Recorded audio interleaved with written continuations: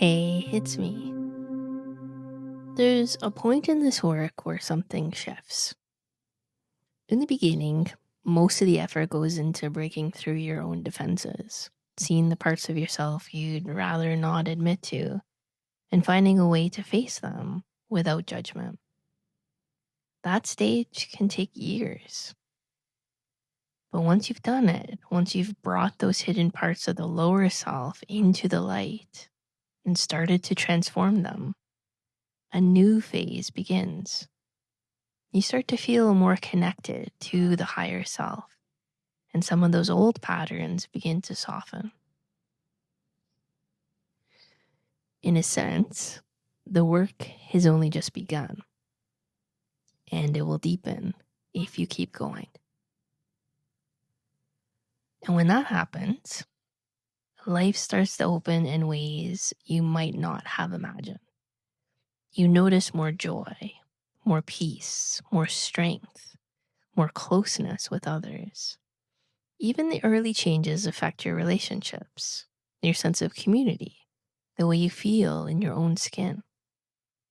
Sometimes the difference is so striking it almost feels unreal, even though it's just the natural result of the work you've been doing. This path also brings a clear sense of why you're here. It becomes more obvious what your life is about, and you see that abundance isn't just about material things. It shows up in your connections, in the quality of the people around you, and in the way you resolve conflict. You realize that the disagreements you have with others often mirror inner tensions you've carried for years.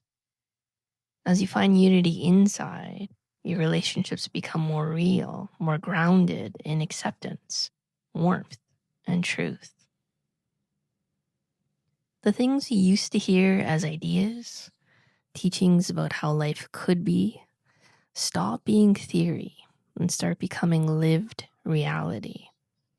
You've experienced what it's like to open up to others, to let go of shame, to stop hiding. Loneliness loosens its grip too when you stop pretending to be someone you're not. You share not just your joys, but also your doubts, your guilt, your pain. And in doing so, you've also shared love and truth. That kind of sharing creates a kind of aliveness you can't get any other way. At some point, the work itself stops feeling like a chore. It becomes the source of joy. And this is only the beginning. There's more to come. Deeper relationships, more creativity, more meaning. You have the potential to be part of a new culture forming. Not just here within our community, in other places too, where people are choosing this kind of growth together. Sure, along the way, you'll meet resistance. You'll see places where you still hold on to stubborn, life-denying attitudes, even when you know they cost you joy, peace, and connection. You might know in your mind that letting go would be better, but something in you refuses. This isn't the kind of resistance you can sweep aside with a vague commitment to do better. It needs to be faced directly and specifically.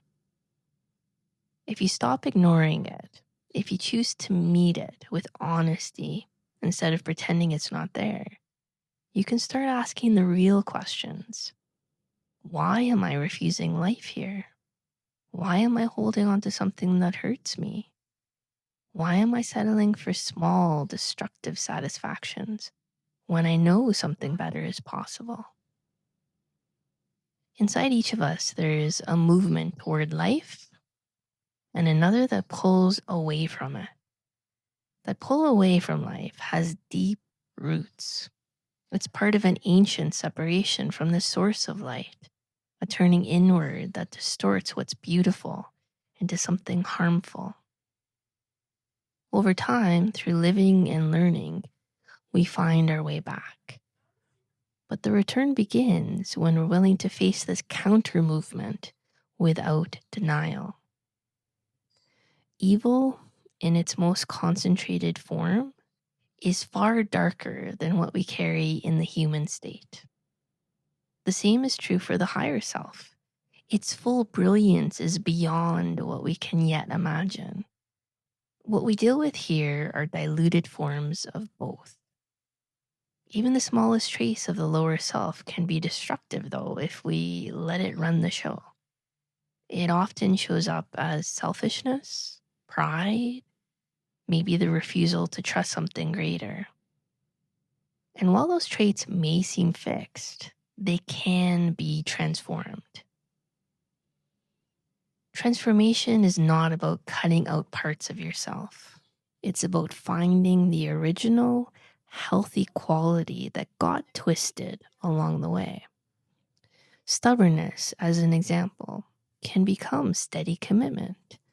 Selfishness can become a healthy care for your own needs that doesn't close your heart to others. When you see it this way, resistance softens. You're no longer trying to destroy a part of yourself, but rather to bring it back to its true form.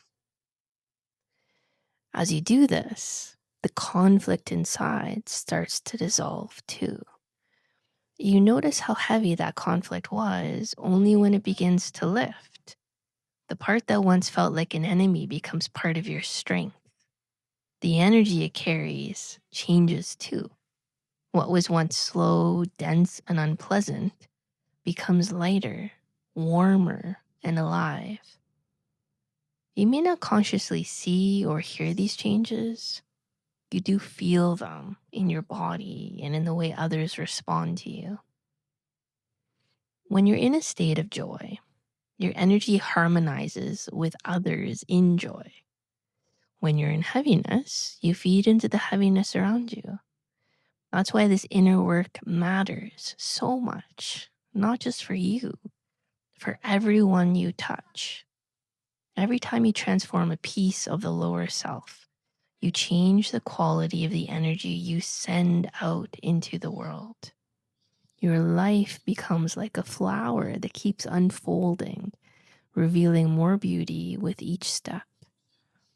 There's no end to how far this can go.